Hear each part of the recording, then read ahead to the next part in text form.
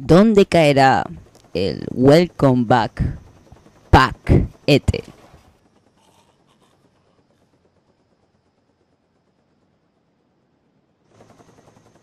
Hola, buenas a todos, soy Nuketowner y bueno, yo os traigo aquí el pack Welcome Back y veréis que soy un crack con la puntería con la comando, que se supone que es el arma que mejor puntería tiene de todas. Y ahí me veis haciendo milagros, Sí, soy espectacular, matando, vamos, tengo una calidad.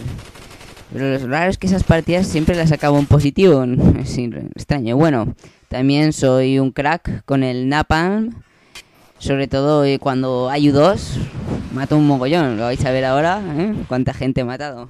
Luego tenemos que, bueno, esto es cuando estaba yo con Ninja, no llevaba pirata, y ahí me veis que me como, pues nada, 27 Claymores en una partida, todos contra todos. Bueno, esa casi, pero estoy ahí comiéndomelas todas. Bueno, y aquí vamos, os enseño el fail que pasó a final de partida. ¿Quién ha ganado? Pues en verdad había ganado yo, otra vez.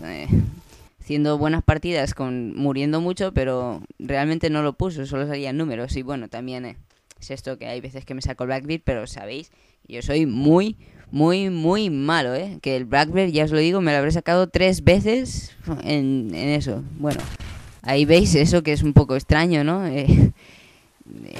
Al tío me lo cargo yo, digamos, por así decirlo, ¿no? Y digo, guau, con ese me saco el Blackbeard.